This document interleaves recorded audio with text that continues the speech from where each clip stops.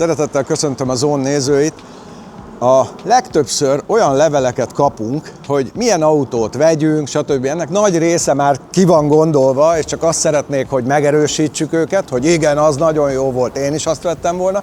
Sokan pedig teljesen benne vannak az erdőben, hogy mit vegyenek, és akkor itt jön a típuson kívül az első, hogy már van benne 150 000 kilométer, mi lesz vele, van benne 200 000 kilométer, mi lesz vele, és akkor nehéz ajánlani bármit is, mert itt a szerkesztőségben is vannak autók, amiben van bőven kilométer, sőt, haszongépjárművek még több kilométerrel, és ugye barátunk, a becsületes Snapper Kopasz, ő szokta mondani, hogy nem kilométert veszünk, hanem állapotot, hogy egy autó akkor is lehet jó állapotú, ha sok kilométer van benne, és majdnem, hogy független. Nyilván nem lehet azt mondani, hogy teljesen független, mert azért minden használódik, minden kopik, de azért vannak érdekességek. Például az egyik ilyen érdekesség, ez a Skoda Superb 2000-es CRT-i, 170 lóerős, ebben van kilométer bőven, mégis megbízhatóan szolgál.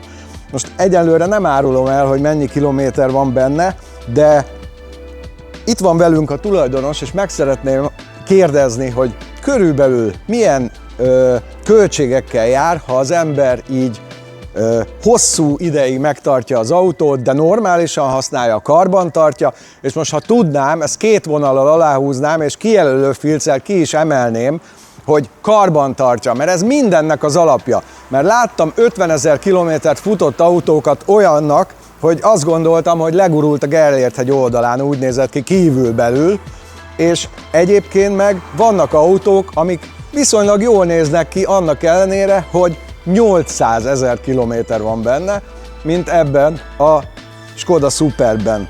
De mit jelent a 800 000 kilométer? Mert ugye minden autót életben lehet tartani, a legrosszabbat is, ha lapátolod bele vasvillával a pénzt, cseréled a motort hetente, de ugye hamar kijön a végén, hogy gyakorlatilag egy gazdasági totálkárt üzemeltetünk, és erről szeretném megkérdezni a tulajdonost, hogy lehet eljutni 800 000 kilométerig egy viszonylag új autóval, mert ez nekem még egy új autónak tűnik.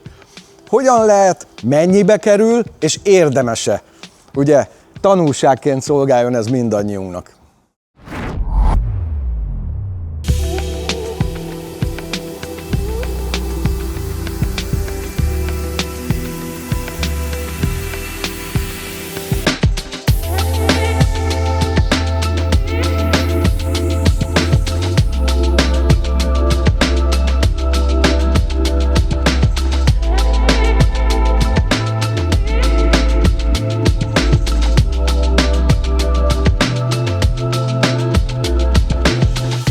Szóval András, még mielőtt bármit kérdeznék az autóról, azt mondd meg, hogy a francba lehet egy ilyen, mikori autó ez? 11-es. 11-es. Hogy lehet ennyi év alatt 800 000 kilométert belerakni? Hát, nem szeretsz otthon lenni?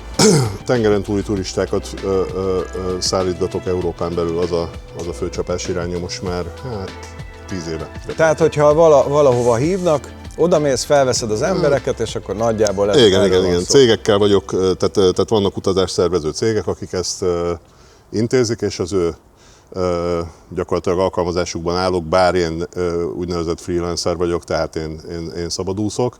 Azért választottam ezt az autót, mert ez a legoptimálisabb és a legjobb ilyenfajta munkára. Ez azt jelenti, hogy ez az az autó, ahol hátul is nyújtott lábbal ülsz, elegánsan.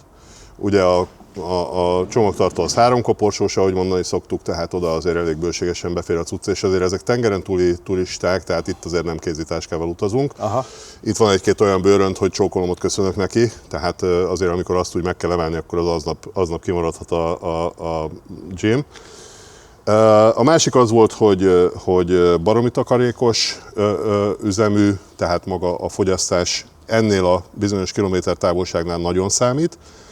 Tehát, hogyha itt kiszámolod azt, hogy mondjuk csak évi 100 000 kilométer, vegyünk egy egyszerű alapesetet. Tehát évi 100 000 kilométernél az, hogy mondjuk 2 literrel kevesebbet fogyaszt, mint egy hasonló benzines, az nekem már ugye milliós tétel nagyjából. Tehát, hogyha így számolok. Hát igen, ez a tipikus sok kicsi sokra megy. Igen, úgyhogy ez volt az alapkoncepció, a másik pedig, mi skodás család vagyunk úgy alapvetően, Fater 68-ba vette annó az első 1000 MB-t, És én Fatertól tanultam igazából Fater a Dunai Vasműbe, ugye mostanában kicsit sokat emlegetett sajnálatosan Dunajváros, Dunai Vasműbe TMK irodavezető volt egy jó darabig. Fiataloknak mondom, hogy a TMK az a tervszerű megelőző karbantartás, tulajdonképpen a karbantartó műhely. Így van, pontosan. Tehát ugye ez az a fajta filozófia, ami azt mondja, hogy előzzük meg a bajt. Ugye sokan eljuthatnak nagy kilométerekhez, vagy relatíve nagy kilométerekhez.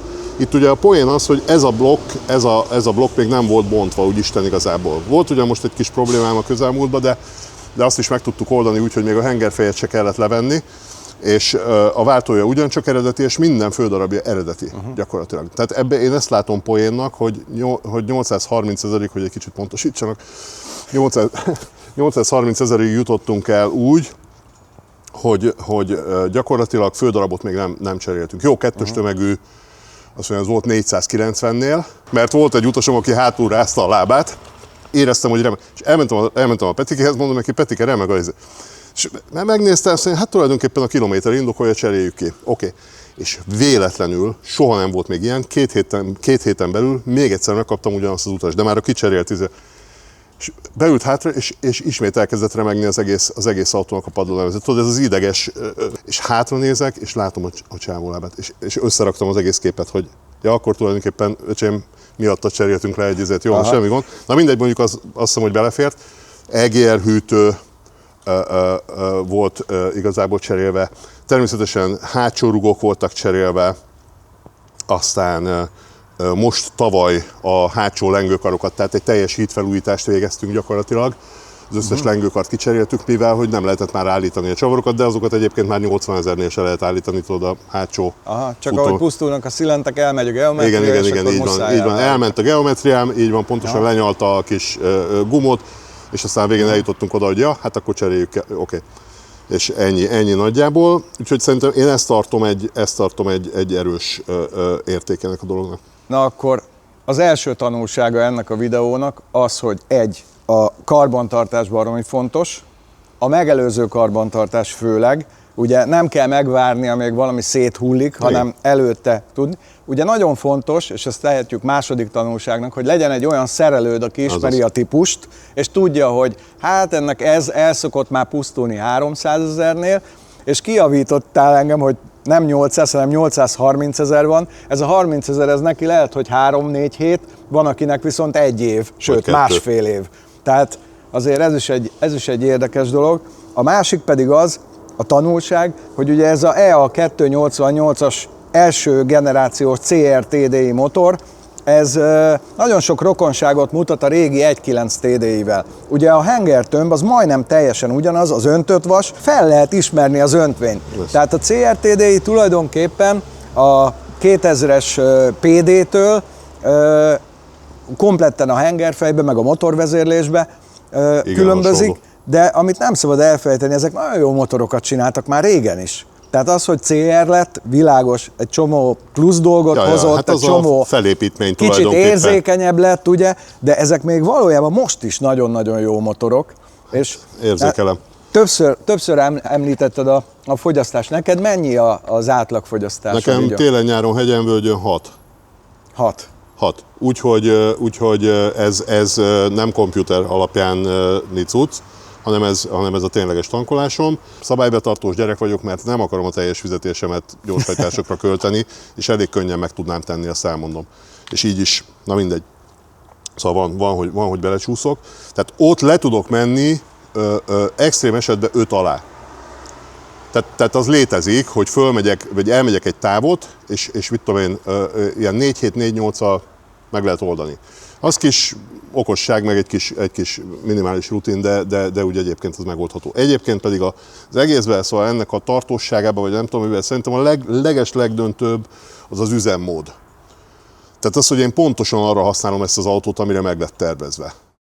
A Kocsi.hu új nyereményjátékában most egy autót nyerhetsz. Hallgasd meg a dalt, jegyezd meg az infókat és keresd meg az autót a Kocsi.hu-n. Ha megtaláltad, regisztrálj és te is részt veszel a nyereményautó sorsolásán. Elég sokat beszéltek arról, hogy ugye amikor valaki egy autót szeretne, akkor azt várja, hogy mondd azt, hogy Oldsmobile century, de igazából nem az a poén, hanem az a kérdés, hogy mire akarod használni, mire fog menni a dolog. Na most ezt az autót arra a tevékenységre találták ki, amire én használom. Tehát itt kimegyek a pályára, odavágom a tempomatot, fordul 2100-at, és Ljubljanánál leveszem. És a kettő között ez a motor sehova nem mozdul. Tehát itt nincs előzés, tehát az előzéseket megoldom úgy, hogy így kivitorlázok, úgy nézem, hogy hátul jön a csávó ennyivel, elveszem egy kicsit, visszanyomom neki, kizárólag tempomattal közlekedek. Ez gyakorlatilag, mint a konténer szállító, nincs terhelésváltás, nincsen semmi nem történik. Most innentől kezdve, hogyha van kenésed, van hűtésed, ez a motor, én nem értek ugyan hozzá, de szerény becslésem szerint nagyjából nullát kopik. Igen. A két izé között. Két olajcsere között, ami 15 000-es, nulla olajat öntök utána. Ez akárki előtt vállalom. Tehát 15 000-enként cseréled az olajat. Most azt méterre 15 000-enként van lecserélve, a DSG-ben méterre 60 000-enként, annak az a titka, az én tudomásom szerint. Tehát nem 60 000 1 kilométernél, hanem 59 900-nál cserélünk. Tehát az kizárt, hogy azt túllépjem. És a Petike azt szokta mondani, amikor leengedi az olajat, hogy ezt egy homályosabb sarokba igazából ő még elég el tudná pattintani, hogyha arról van szó. Tehát nincs megégetve az olaj, nincsen, megint csak az üzemmódból fakadóan. Igen. Én kiszedem belőle, ami benne van, hogyha kell, tehát hogyha szükségem van a teljesítményre, bármilyen oknál fogva, megkapja, ami jár, de soha nem ostorozom ok nélkül. Tehát nincs a két lámpa között 10, hát ugye finoman szólva nem vagyok már egy bolyrészer, hogy ezt úgy nagyon barokkosan megfogalmazzam, de ez ennyi. Ezt egyébként nagyon jól érzed, hogy a belső égésű motor a kopásának a 70%-át hidegindításkor szedi össze, és nem üzemmeleg állapotban. Tehát onnantól kezdve, hogy az úgynevezett állandósult üzemi állapot beáll, ami nálad ez a 2100-as fordulat folyamatosan állandó terheléssel. Ugye a csapágyakban kialakul az olajfilm, hogy gyakorlatilag az olajon fut a csap, nem a csapágyon fut, nincs vegyes súrlódás, ugye a hengerkopás is ekkora optimális, és így módon nagyon-nagyon sokat elmennek dolog. Igen, hát én ennek ugye betege vagyok, tehát valóban az indítás és a megállás, ez a kettő. Ugye nem jövünk le autópályáról 180-nál úgy, hogy megálltunk és egy megypirosat csöppen a turbo és megjöttünk, tehát viszontlátás, ennyi volt az egész. És én, amikor indulok reggel, akkor az első 10 perc az övé. Tehát úgy vált, úgy megy, azt csinál, amit akar. Nem adok gázt, nincs 1005 fölött, semmi nem történik. Biztos, hogy nem kérek tőle semmit. Kelj föl szépen, történjen meg minden, ahogy kell, és utána majd mehetünk. Na, hát ez a harmadik tanulsága legyen a videónak az, hogy nagyon függ a használattól. Amikor nincs még állandósult üzemállapot, akkor nem bántjuk az autót, se reggel, se leállítás után, amikor nincs hűtés, nincs meg a kellő. Én viszont most azt szeretném, hogy ide bemegyünk az autóval a Car Classics-ba, és ott megnézzük, vagy megnézetjük az autót, nem azért, hogy minősítsük a szerelődet, hanem én magam kíváncsi vagyok rá, mert azért a 800 000 kilométer az oké, hogy állandóan megy, de hát korrózió is, meg a futóműelemek, meg egyáltalán hogy néz ki alulról. Igen. Lehet, hogy alul nincs is semmi, csak te hazudod, hogy itt azért jó megy. Tudtam, hogy egyszer megbukok ezzel is.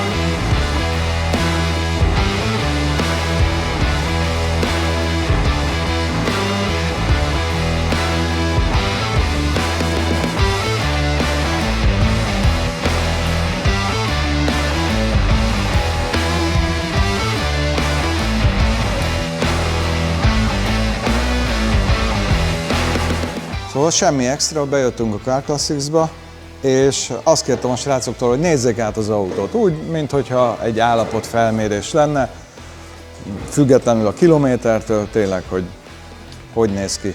Neki indulnának egy vidéki útnak vele, vagy nem. Úgyhogy ennek az eredményét várjuk. Közben megkérdeztem, hogy motulolajjal használják az autót nagyrészt, és nem használnak semmi trükköt, semmi prémium üzemanyagot, hanem ahogy kezd kifogyni, tankolsz, ugye jól? Így van. Külföld, belföld egyre megy. Hát azért viszonylag igyekszem külföldön sokat tankolni. De nincs ilyen üzemanyagféti sem, csak erre mondtam, hogy nem használunk így minden tankolásnál. Van, hogy időnként megkapja, tehát azt sem mondom, hogy nem igaz, mert van, hogy néha különösen jó kedvem van, és szeretném kifejezni ezúton is a megbecsülésemet az irányába. Úgyhogy előfordul, de nem ragaszkodom hozzá fétisként. Inkább a rendszeres olajcsere mindenbe, tehát a motorba is, meg a DSG-ben.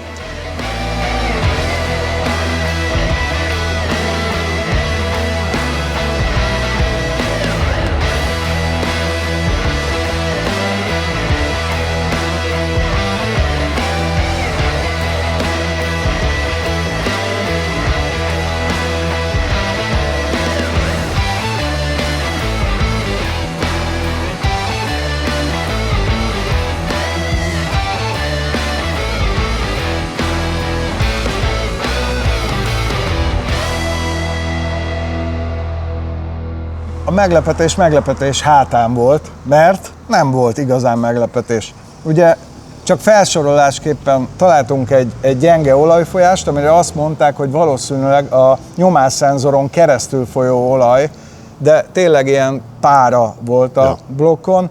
A két talpasnak mindkettő, bár intakt volt, de a porvédő gumia el volt szakadva. Ja, az majd kap. Aztán az egyik gátlón volt egy pici könnyezés, az viszonylag hamar meg fogja adni magát, mert ahol elindul az olaj, ott hát az már kibújik. Ja. És felületi rozsdát találtak, amire azt mondták a srácok, hogy érdemes lenne rákenni valamit, hogy megálljon. És tulajdonképpen rendben volt az egész. Úgyhogy kicsit cinikusan azt mondták, hogy ha piacra kerülne, visszacsavarnák 300-ra, azt még valaki örülne neki. Nem, 298-ra kell. 298-ra, igen, és még valaki örülne neki, hogy milyen jó autóval. Nem lesz ilyen. Szóval, soha nem kerül piacra. Ami engem megdöbbentett az egészben az, hogy eredeti turbó. Ja. Nyilvánvalóan ez annak is köszönhető, hogy forró turbóval nem állítottad le, stb. Meg az olajcseréknek. Eredeti injektorok. Így van. 830 000 kilométernél, és gyönyörű hangja van. Igen, még csak az alapjárati bizonytalanság sincs, ami úgy tudom, de ezt nem jobban tudod, hogy talán az szokta a kezdődő, amikor egy csöpp bemegy mellé, vagy nem tudom mi, és akkor van ez a...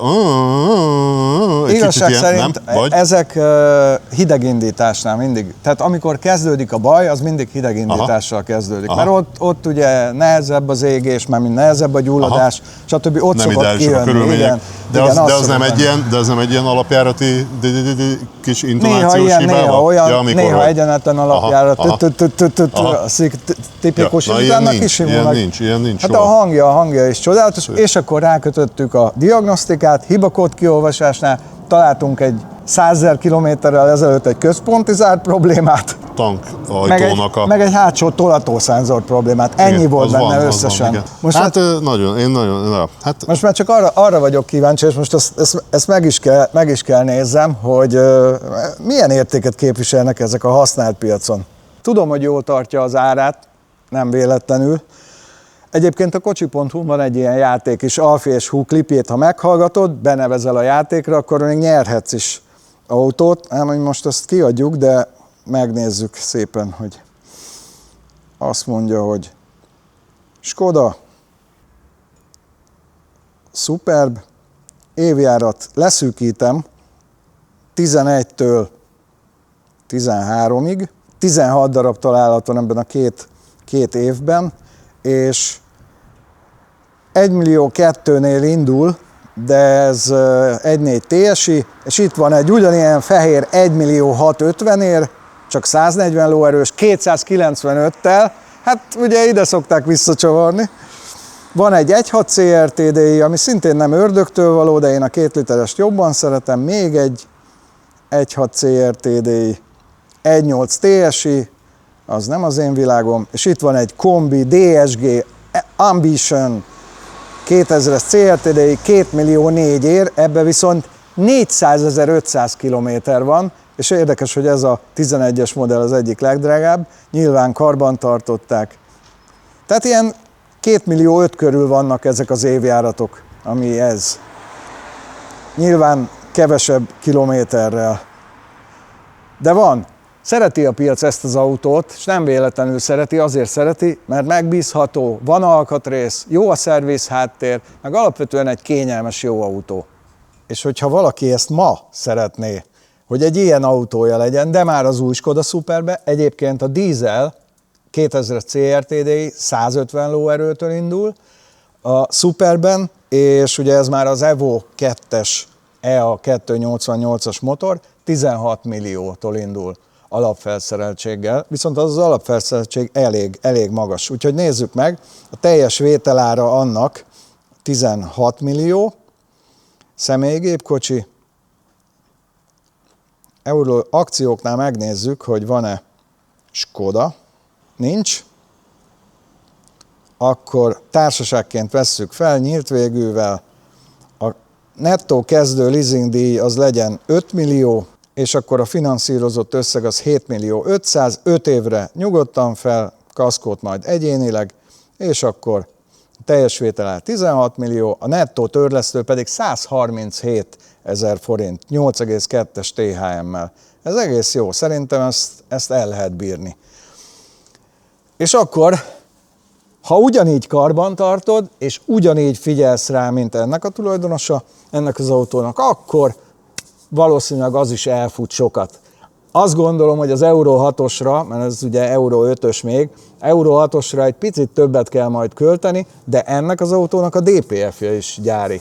Úgyhogy szerintem ez tanulságként szolgál annak is, aki használt autót akar venni, és annak is, aki abban gondolkodik, hogy hosszú távra megtartja az autót, mert a karbantartás, a kicsit figyelés és a tervszerű megelőző alkatrészcserék nagyon sokat segítenek, és kvázi olcsóvá teszik a fenntartását, még akár ilyen távon is 800 000 kilométer fölött.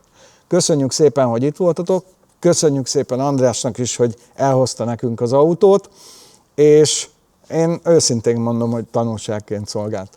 Iratkozzatok fel a csatornánkra, jövünk még több használt teszttel, és írjátok meg a kommentbe, hogyha nektek is van esetleg sokat futott autótok, és mit kellett rá költeni, vagy hogy megérte megtartani hosszabb. Sziasztok! Ha tetszett a videó és támogatni szeretnél minket, várunk szeretettel a Donablin, ahol még több tartalmat nézhetsz tőlünk, azonban egy sima lájkkal és feliratkozással is tudod segíteni a munkánkat. Köszönjük a figyelmet!